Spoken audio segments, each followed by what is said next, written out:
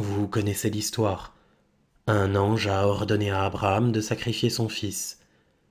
Tout va bien si c'est vraiment un ange qui est venu et qui a dit « Tu es Abraham, tu sacrifieras ton fils ». Mais chacun peut se demander, d'abord, est-ce que c'est bien un ange? Et est-ce que je suis bien Abraham? Qu'est-ce qui me le prouve? Il y avait une folle qui avait des hallucinations. On lui parlait par téléphone et on lui donnait des ordres. Le médecin lui demanda « Mais qui est-ce qui vous parle ?»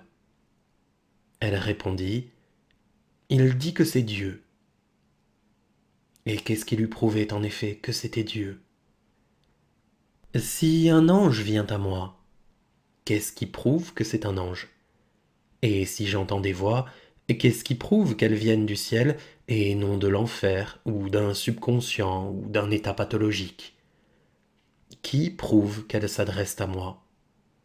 Qui prouve que je suis bien désigné pour imposer ma conception de l'homme et mon choix à l'humanité?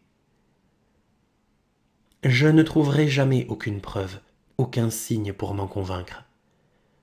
Si une voix s'adresse à moi, c'est toujours moi qui déciderai que cette voix est la voix de l'ange. Si je considère que tel acte est bon, c'est moi qui choisirai de dire que cet acte est bon plutôt que mauvais.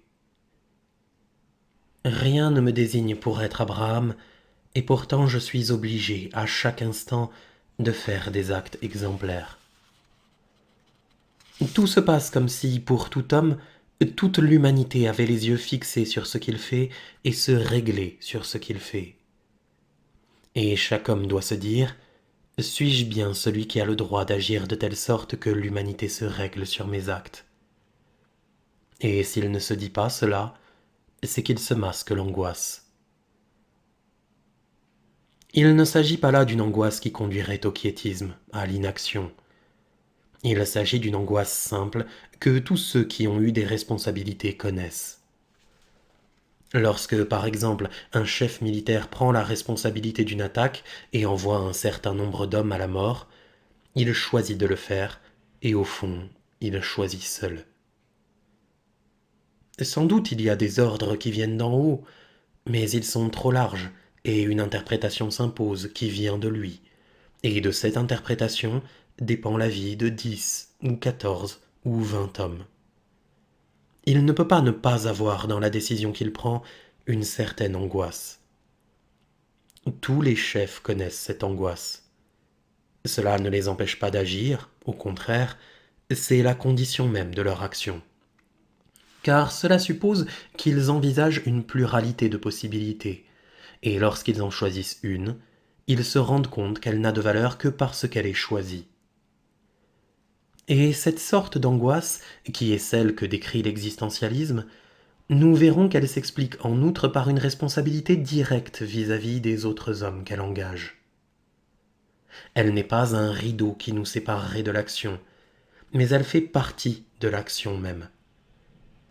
Et lorsqu'on parle de délaissement, expression chère à Heidegger, nous voulons dire seulement que Dieu n'existe pas, et qu'il faut en tirer jusqu'au bout les conséquences. L'existentialiste est très opposé à un certain type de morale laïque qui voudrait supprimer Dieu avec le moins de frais possible. Lorsque, vers 1880, des professeurs français essayèrent de constituer une morale laïque, ils dirent à peu près ceci.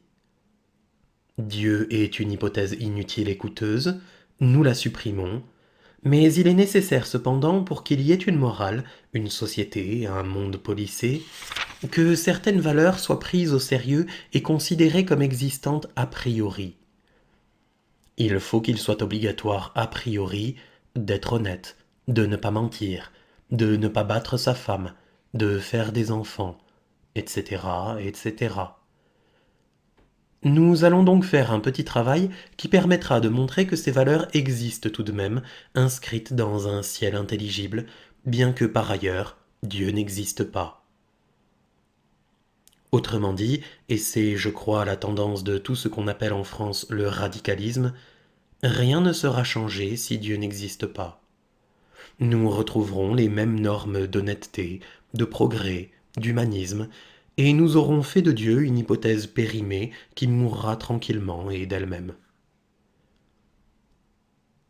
L'existentialiste, au contraire, pense qu'il est très gênant que Dieu n'existe pas, car avec lui disparaît toute possibilité de trouver des valeurs dans un ciel intelligible. Il ne peut plus y avoir de bien a priori, puisqu'il n'y a pas de conscience infinie et parfaite pour le penser. Il n'est écrit nulle part que le bien existe, qu'il faut être honnête, qu'il ne faut pas mentir, puisque précisément nous sommes sur un plan où il y a seulement des hommes. Dostoïevski avait écrit « Si Dieu n'existait pas, tout serait permis ». C'est là le point de départ de l'existentialisme. En effet, tout est permis si Dieu n'existe pas, et par conséquent, l'homme est délaissé, parce qu'il ne trouve ni en lui, ni hors de lui, une possibilité de s'accrocher.